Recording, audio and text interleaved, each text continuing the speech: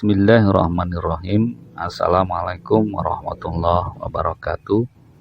Asyhadu an la ilaha illallah wahdahu la syarikalah wa asyhadu anna Muhammadan abduhu wa rasuluh. Bismillah, la haula wala quwata illa billah. Alhamdulillah. Pertama mari kita buka perkuliahan ilmu nahwu ini dengan membaca Bismillahirrahmanirrahim. Sahabat-sahabat semuanya, dalam pembelajaran bahasa Arab pada semester ini, kita atau saya menyiapkan ada 14 judul sebagaimana yang tertera di dalam gambar tersebut ya, yang berjumlah ada 14 poin, 14 nomor, dan akan kita bahas satu persatu dari minggu ke minggu dan sampai terselesaikan dalam waktu satu semester. Yang pertama dengan tema pengertian kalimat isim atau the sentence isim.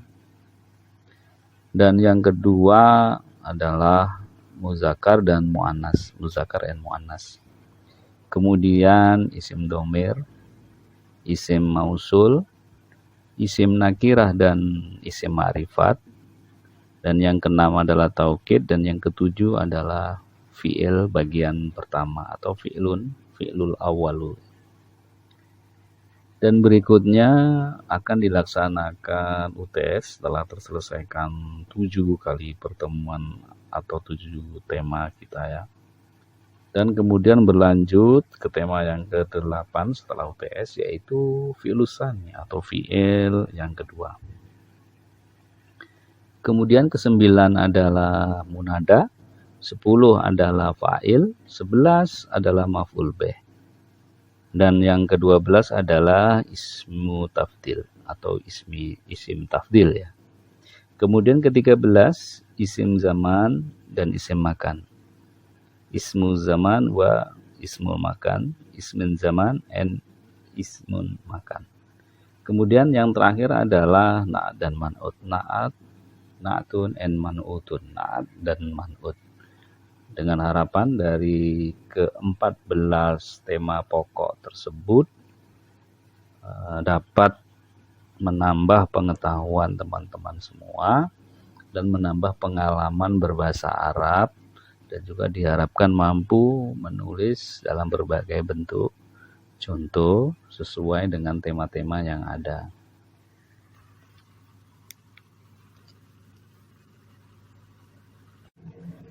Bismillahirrahmanirrahim. Pada bagian pertama, yaitu tentang the meaning of the sentence isim atau pengertian kalimat isim, tentang pengertian kalimat isim atau makna ismu, makna kalimatul ismi, atau apakah pengertian daripada isim itu sendiri. Hiya kalimatun dalat ala makna binafsiha walam taqtarinaha bizamanin wada'iyyin.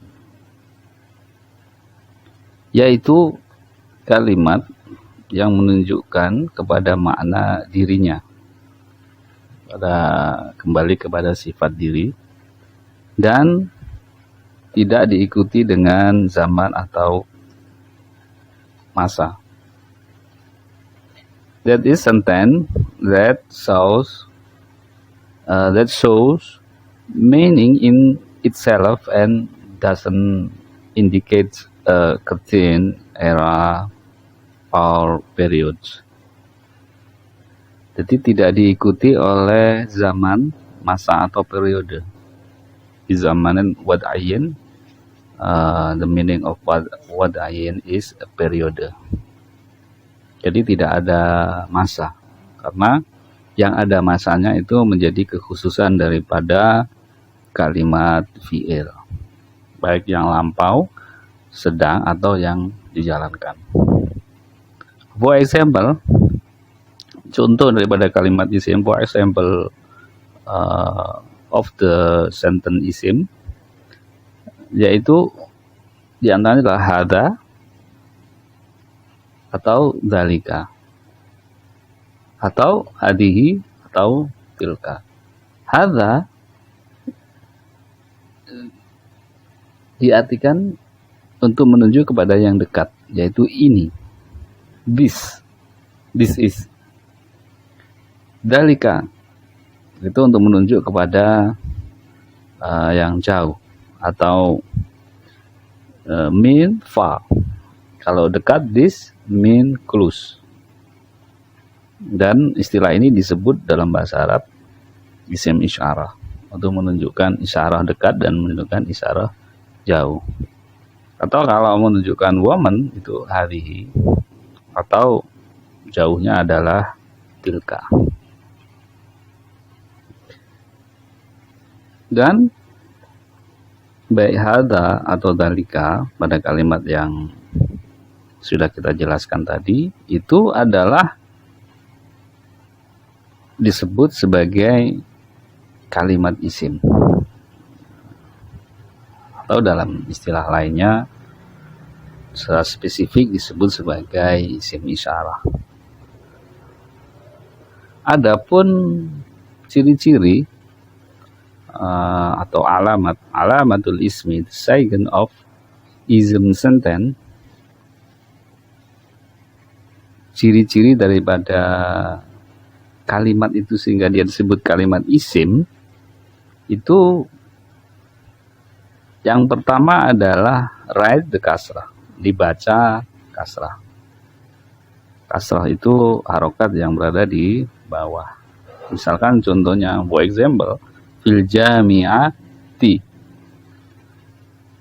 Jadi karena ada huruf jar di depannya, maka al-jami'atu menjadi al-jami'ati. Jadi fil jami'ati artinya di dalam universitas, at the university. Dan kemudian contoh yang lain ya banyak, fil madrasati, di sekolahan.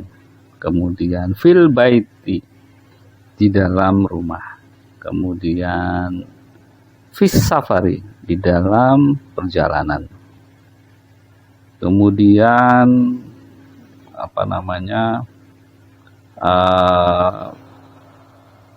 fil khariji,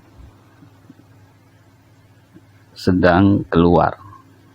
Fit dakhili, sedang berada di dalam. Fis suqi, sedang berada di pasar. Fis sayyarati, sedang berada di dalam kendaraan atau mobil. Terus kemudian yang kedua, contohnya adalah read tanwin, dibaca tanwin. Tanwin itu bisa an, in, atau un. For example, alal misal, contohnya adalah kalimat ghairu mubasyaratin, ada tin. Jadi kalau ada in di bawah, maka dia menunjukkan kalimatul ismi. Atau dalam kalimat lain, kita buang ghairunya jadi mubasyaratun. Jadi menjadi domah, tanwin berubah domah, mubasyaratun. Artinya mubasyaratun itu adalah direct atau langsung. Kalau ghairu mubasyaratin itu artinya adalah tidak langsung atau indirect. Contoh yang lain, jamilun. Jamilun artinya adalah beauty, handsome, ganteng. Atau jamilatun, yaitu beauty atau cantik. Misalkan kalau kita susun menjadi kalimat lengkap, misalnya adalah huwa rojulun jamilun, dia adalah lelaki yang tampan. Rojulun jamilun. Ya. Wa rojulun jamilun, misalkan dia adalah laki yang tampan. Atau dengan misalkan contoh perempuan, hiya mar'atun jamilatun, dia adalah perempuan yang cantik. Kemudian contoh yang ketiga, silakan dilihat nomor 3 yang sudah berada di bawah. Apa namanya? Ada nida, harfu nida. Kebetulan di sini contohnya ya. Ya Umaru, wahai Umar.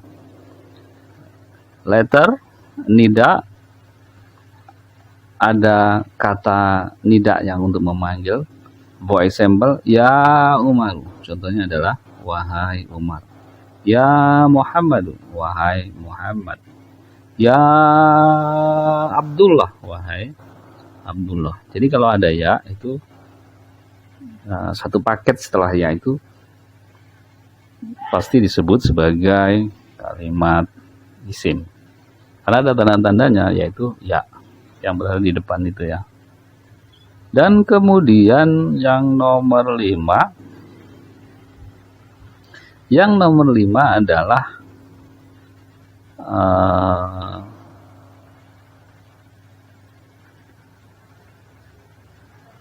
menjadi mubtada, become in mubtada or fa'il. Jadi menjadi mubtada atau fa'il. Contohnya mubtada adalah ada di nomor 5, perhatikan papan tulis ya. Yang paling bawah sendiri, al-jami'atu qaribun. Ini menjadi mubtada. Al-jami'atu qaribun, perguruan tinggi itu dekat. Kemudian contoh yang fa'il, ja'a rojulun, datang siapa? Rojulun, laki-laki. Rojulun di sini adalah fa'il. Maka terang dia menjadi kalimat, dia adalah tergolong dalam kalimat isim karena posisinya menjadi fa'il. Apalagi ini juga terlihat ada menggunakan tanwin ya, dimana tanwin juga bagian dari tanda daripada isim. Sama dengan kalimat yang di depan tadi, al-jami'atu qaribun. Al-jami'atu ada al. Itu menunjukkan al-jami'atu adalah kalimat isim sehingga dia menunjukkan nun atau nouns atau benda ya. Sementara kalau yang kata kerja itu disebut sebagai fiil atau verb. Jadi setelah saya jelaskan di sini secara rinci, maka silakan teman-teman semua melatih diri dengan membuat contoh-contoh yang bisa mengambil dari berbagai buku atau bahkan mengkaji kitab Al-Quran dengan pondasi grammar yang setelah kita bahas ini.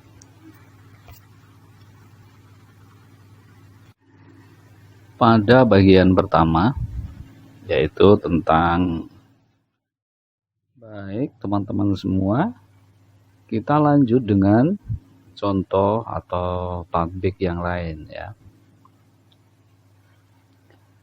Contoh dalam kalimat, coba kita lihat di tulisan yang ada di papan. Hadza rajulun jamilun. Ini adalah laki-laki tampan. Contoh yang kedua, hadhihi mar'atun jamilatun. Ini adalah perempuan yang cantik. Hadza adalah isim, sebagaimana yang sudah kita pelajari tadi, termasuk dalam kategori isim isyarah. Kemudian rajulun disebut isim juga karena ada tanwinnya. Kemudian jamilun disebut sebagai isim juga karena ada tanwinnya. Sama halnya dengan yang kalimat yang di bawahnya. Hadihi mar'atun jamilatun. Mar'atun disebut isim karena ada domah yang ditanwin. Tun. Kemudian jamilatun artinya cantik. yang mensifati daripada perempuan, yaitu kalimat yang ada di depannya. Tanwin di situ juga menunjukkan bahwa itu adalah kalimat isim. Jadi dari 3 kata, hamba, rojulun, jamilun, tiga-tiganya adalah kalimat isim. Kemudian hadi, mar'antun, jamilatun. 3 kata atau tiga kata yang ada di situ, hadihi, kemudian mar'atun, kemudian jamilatun, adalah kalimat yang terdiri dari 3 kata yang kesemuanya disebut sebagai ismun. Maka kalau dia sudah menjadi isim, maka dia tidak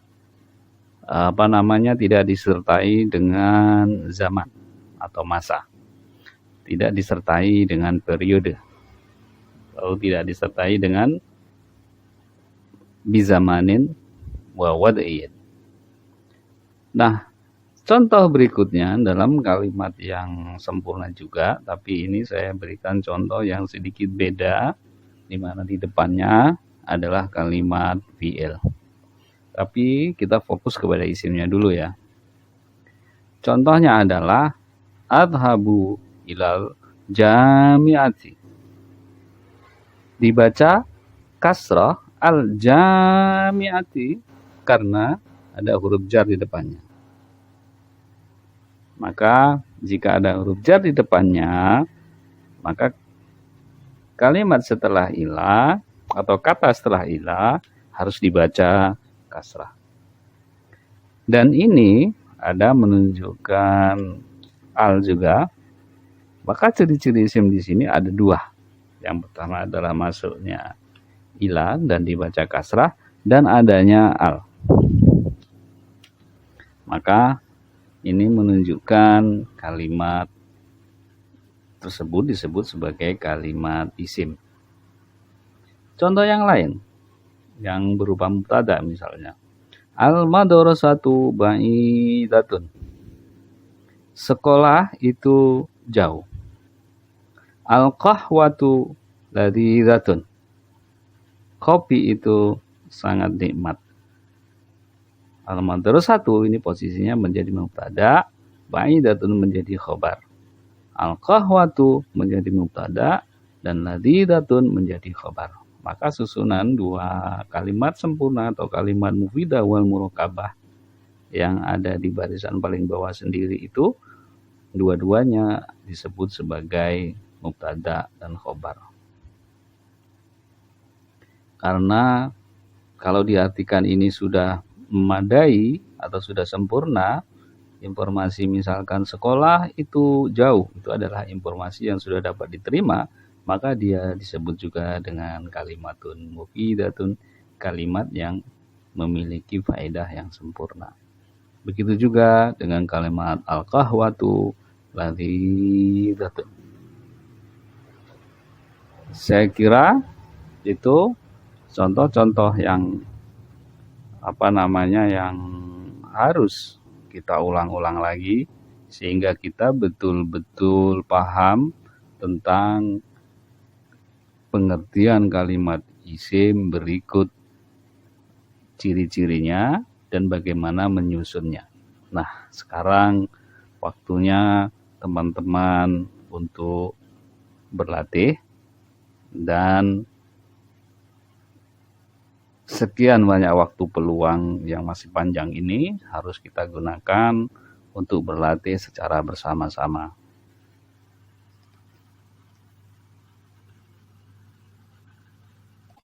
Baik, teman-teman semua, kita lanjut dengan